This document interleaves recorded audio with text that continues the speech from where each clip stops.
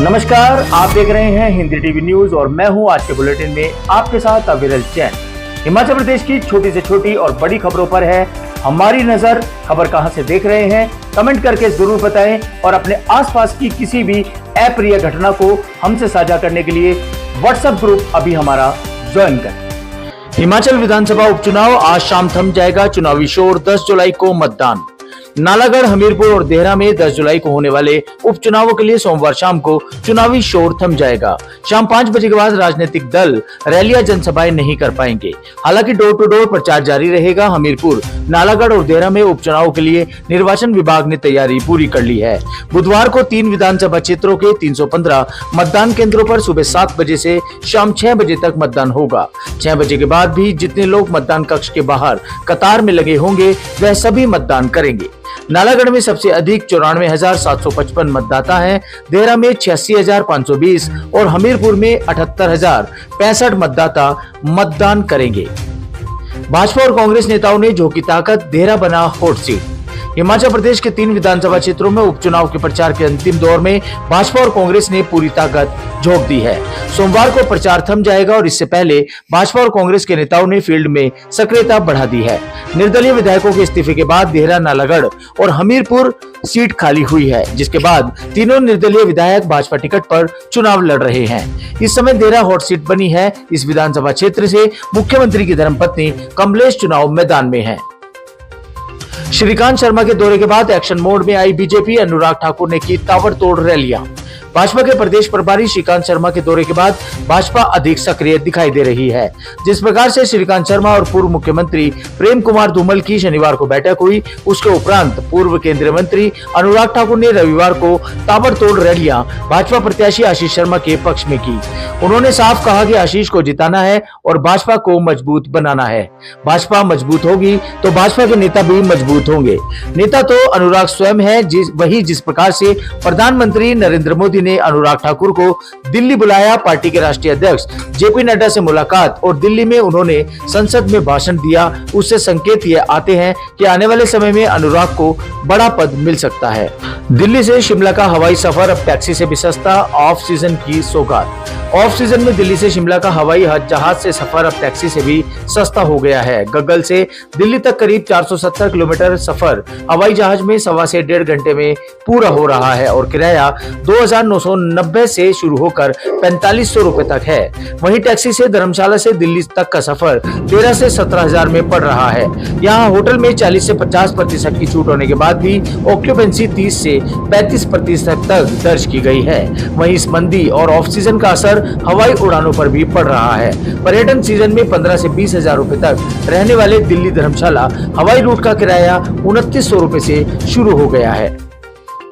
Prepaid smart बिजली metre उपभोक्ताओं को जोर का झटका। पहले करना होगा भुगतान, फिर खाते में आएगी सब्सिडी। हिमाचल में प्रीपेड स्मार्ट बिजली मीटर लोगों को जोर का झटका धीरे से देंगे। किसी भी उपभोक्ताओं को बिजली का उपयोग करने से पहले प्रीपेड स्मार्ट मीटर को रिचार्ज करवाना होगा।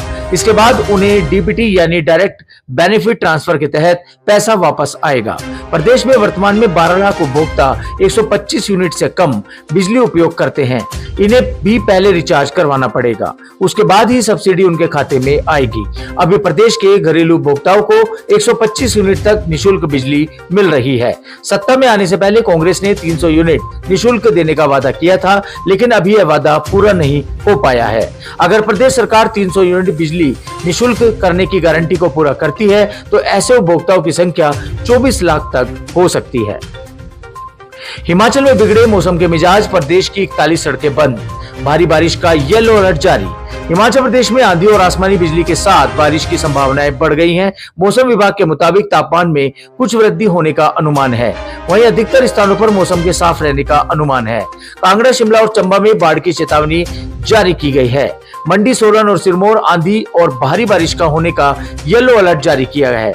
लोगों से बाढ़ संभावित क्षेत्रों से दूर रहने की अपील की गई है। प्रदेश में 41 सड़कें यातायात के लिए भी बंद है। डैम के गेट खुलते ही मंडी शहर तक गूंजेंगे हूटर, स्थापित करेगा अर्ली वार्निंग सिस्टम। भागड़ा व्यास मैनेजमेंट बोर्ड पंडोह डैम पर अर्ली वार्निंग सिस्टम लगाने जा रहा है। इससे फायदा होगा कि जैसे ही पानी छोड़ने के लिए डैम के गेट खुलेंगे तो बांध स्थल से लेकर मंडी शहर तक हूटर बजेंगे। बीबीएमबी के अधीक्षण अभियंता अजय पाल सिंह ने पंडोह डैम में बीएसएनएल परियोजनाओं के 48वें स्थापना दिवस पर आयोजित समारोह में यह जानकारी दी। उन्होंने बताया, सेंसर आधारित अर्ली वार्निंग सिस्टम का टेंडर लगा दिया गया है। अगले 2 महीने में इसे स्थापित कर दिया जाएगा। जनजातीय क्षेत्र लाहौल की कोकसर पंचायत में सिंगल यूज प्लास्टिक पर लगाया प्रतिबंध। जनजातीय क्षेत्र लाहौल की कोकसर पंचायत में सिंगल यूज प्लास्टिक पर पूर्ण प्रतिबंध लगा दिया है। पंचायत में 1 अगस्त से इस व्यवस्था को लागू किया जाएगा। ग्राम पंचायत की सभा में 5 महिला मंडलों की पहल के बाद यह बड़ा कदम उठाया गया है। अटल टनल रोहतांग के नॉर्थ पोर्टल, पालंग नाला, कोकसर, ग्राफूर, राक्षी, ढाक, रोहतांग, डोरी ताला, छतरू, बातल और चंद्रताल के अलावा पंचायत के अधिकार क्षेत्र में सभी व्यापारिक संस्थानों, दुकानों व गांवों में सिंगल यूज प्लास्टिक का उपयोग नहीं किया जाएगा। अटल टनल की सौगात के बाद कोकसर और सीसू पंचायत में पर्यटन कारोबार में भारी उछाल आया है। स्कूलों में नशे के खिलाफ बनेंगे एंटी ड्रग स्क्वाड, व्यवहार में बदलाव लाने पर रखी जाएगी नजर। हिमाचल के स्कूलों में नशे के खिलाफ एंटी ड्रग स्क्वाड बनेंगे। बच्चों को नशे से बचने की दिशा में महत्वपूर्ण कदम उठाते हुए हिमाचल प्रदेश उच्च शिक्षा निदेशालय ने राज्य के सभी सरकारी और निजी स्कूलों में नशा विरोधी दस्तों के गठन की घोषणा की है। यह पहल हिमाचल प्रदेश एकीकृत नशा निवारण नीति को लागू करने के प्रयास के हिस्से के रूप में ली गई है। उच्च शिक्षा निदेशक डॉक्टर अमरजीत कुमार शर्मा ने सभी उप निदेशकों को स्कूल में एंटी ड्रग स्क्वाड का गठन सुनिश्चित करने के निर्देश दिए हैं। नशा विरोधी दस्ते का नेतृत्व स्कूल के प्रिंसिपल ही करेंगे। कालका शिमला एनएच पर खतरा बरकरार, परमाणु से कैथलीघाट तक पहाड़ियों पर अटके हैं बड़े पत्थर। कालका शिमला नेशनल हाईवे 5 पर बरसात में फिर खतरा मंडराना शुरू हो गया है। परमाणु से कैथलीघाट पर 4 लेन में पहाड़ियों पर बड़े बड़े पत्थर अटक गए हैं। बारिश से ये पत्थर कभी भी सड़क पर आ सकते हैं। इसके अलावा मलबा गिरने का खतरा भी हर समय रहता है। मलबा और पत्थरों के सड़क पर आने से हाईवे फिर बाधित होने की आशंका है। आने वाले दिनों में बारिश में हाईवे पर चलना खतरे से खाली नहीं है। हालांकि परमाणु से सोलन और सोलन से चंबाघाट तक 4 लेन निर्माण कर रही कंपनी की टीम की ओर से कर्मचारियों की तैनाती की गई है। यह कर्मचारी जैसे ही भूस्खलन होता है सड़क को सुचारू करेंगे, लेकिन इस बरसात में भी वाहन चालकों को दिक्कत का सामना करना पड़ सकता है।